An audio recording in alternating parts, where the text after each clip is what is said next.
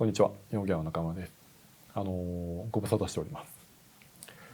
初めて見る方にとっては何のこっちゃって感じだと思うんですけど、すごいまめに更新してて、週2回ぐらい更新するようにしてたんですけど、急にバツンと更新途絶えて3、4ヶ月ぐらい経ってのこの動画みたいな感じなので、ちょっとご挨拶しようかなと。はい。で、別になんか YouTube めんどくさくなったとか嫌になったとかそういうわけじゃないんですけど、単純に仕事がちょっと忙しくなってなかなか更新する暇がなかったという感じです。あれなんですよね、やっぱ北海道の大工って春になるとすごい急に忙しくなるんですよ。なので、そういうのもあってなかなか遅れておりました。ということでこれからも更新頻度落ちると思いますが続けていきたいと思っていますのでよろしくお願いします。はい、というわけで、今日はですね、大工の基礎を学ぶから道具学の木工用切りについてお話をしたいと思います。でまず前半でこの構造ですね、どういう仕組みになっているのかっていう話と、あと後半にこれを研ぐということをやりたいと思います。切れなくなったら研げばまた使えるようになるんですよ。なので、その辺の話をしたいなと思っております。でこの仕組みの話ってすごいつまんないじゃないですか。でもつまんないはつまんないんですけど、めちゃめちゃよくできてるんですよ、木工用切りって。なので、ぜひちょっと聞いていただけるとすごい学びになるかなと思います。ではですね、このスター M さんですね、ドリルメーカーで一番有名なところだと思います。スター M さんの、ホームページにちょこっと豆知識っていうページがあって、ここにドリルの詳しい話が書いてあるので、それをもとに説明したいと思います。でまず、ドリルを選ぶときに気をつけていただきたいものがこの刃先っていう部分ですね。ここを気をつけてください。ちょっと飛ばして、この形状、一般的なのがこれですね。この先がネジになっているタイプで、これともう一個この三角になってるっていうタイプがあるんですよ。でこのネジ山がついてるとついてないはすごい違います。めちゃくちゃ違います。で一般的にこのネジ山ついてるっていうのは、このインパクトとかドリルで手に持ってガーって穴を開ける場合にはこのネジが入っているものを使います。でこの先三角形になっているものをどういう時に使うかっていうと、ボール板で使います。こうやってハンドルでグーッと押していくやつですね。あれで使います。というのもボール板でこのネジ山ついてるやつ使っちゃうと、こうやってギューって下げていくと木材がこのネジ山に食いついて逆に木材上がっちゃうんですよね。なんですか、固定されているのは上のこのバーの方が固定されていて、木材の方がフリーっていう感じになっちゃうので、こうグンって木材側が上がって食いついてくると。でそしたらこう回って体にドンって当たったりっていうことがあるので危険です。なので、ボール板使う時はこのネジ山ついてないものを選ぶと、使いやすいと思います。木工用切りを買う時にネジ山がなのかネジ山じゃないのかっていうのはそういう違いがあるというのをまず覚えていただければと思います。このネジ山がついてる先がネジ山ですねになっていることで、これでこう木材の中に勝手に入り込んでいってくれるんですね。なのでこうグッと押し付けなくても中に入っていってくれる。でそしてこの毛書き刃っていう部分とすくい刃っていうこの2種類の刃があって、毛書き刃で、この回転円周に沿って木材の繊維を断ち切っていくんですね。ですくい刃で毛がいた部分を取っていくよということをします。でこれはその木材の加工の基本、大工の基本みたいなやつで、繊維方向を切れば簡単に加工できるよっていうのを作ったんですけど、でまさにそれと同じことなんですよ。繊維を切ってそこの中身を取っていくということをやってるんです。だからやっぱり木材加工の基本なんですよね。その繊維を断ち切って取っていくっていうことが。というのがこのドリルの構造からもですね、よくわかるかなと思います。具体的に、はい、ここですね。ここでこの毛書き刃っていうのでこの切れ目を入れてるんです。ここに切れ目ですね。これで繊維を断ち切って、ここで繊維を断ち切って、ここのすくい刃っていうところでこう切り取った部分を掘り出していくんですね。なので綺麗に穴が開いていくと。でさらにこの螺旋状の部分でゴミを上に排出していくという。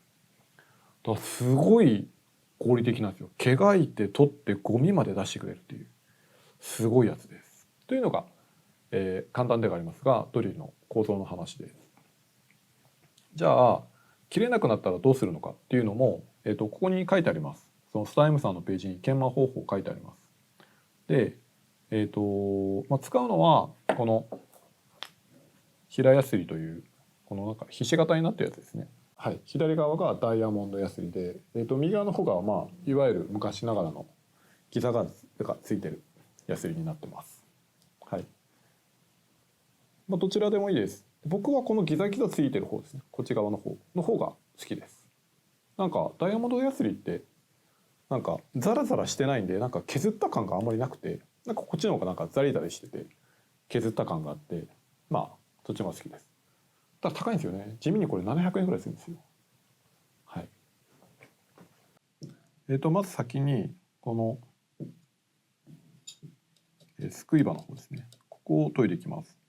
45度にするので、こっち側ですね。ドリルの方を45度になるぐらいにちょっと端っこでやります。これ45度になるぐらいに、こういう感じ。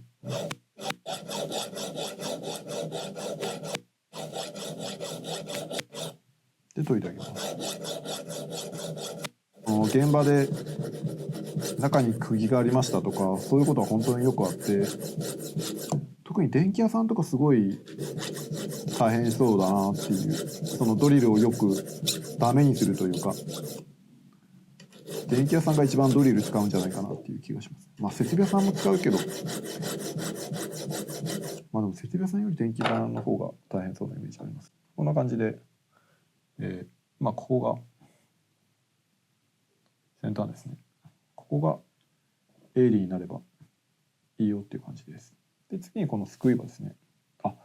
あとですね、大事なことを忘れてました。これ研いでても、ここですね。これが、ここのスクイバより、このスクイバですね。このスクイバと、この毛書きの刃だと、毛書きのこっちの刃の方が出っ張ってないとダメです。ここの高さと、ここの高さですね。このスクイバの高さと毛書き刃の高さだって、毛書き刃の方が短くなっちゃった場合、これこういうふうに研いでいくんで、どんどん短くなっていくんですよ。どんどん。したらもう使えなくなります。それはそうですよね。その繊維断ち切る前に掘ってこうとしちゃうっていうことになるので、使えなくなります。なので、逆に言うとこのスクイバより長ければまだ研いで使えるよという感じです。はい、ではこのスクイバの方を研いでいきます。でこれはこの今の既存の斜めなりに沿って鋭利にするっていう感じです。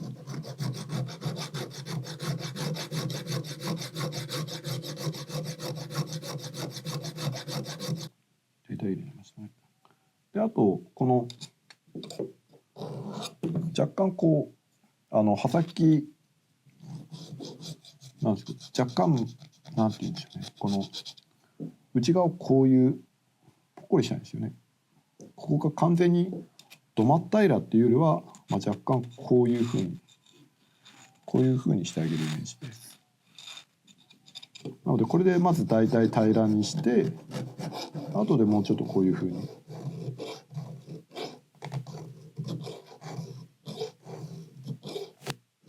その方が長切れするっていうことだと思います。と食い込みすぎるのを防ぐっていうのもあるかもしれない。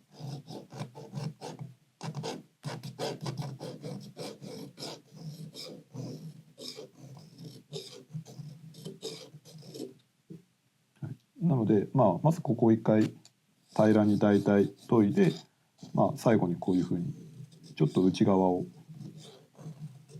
斜めに削るような丸くするようなイメージでやって完成ですね。はい、で最後にバリこっち側にちょっと出てる、違うですね、バリ出てるのはこういうふうに取ってあげてください。バリ取れれば OK です。はい、これで研げました。さっき研いでない状態の穴がこういう穴ですね。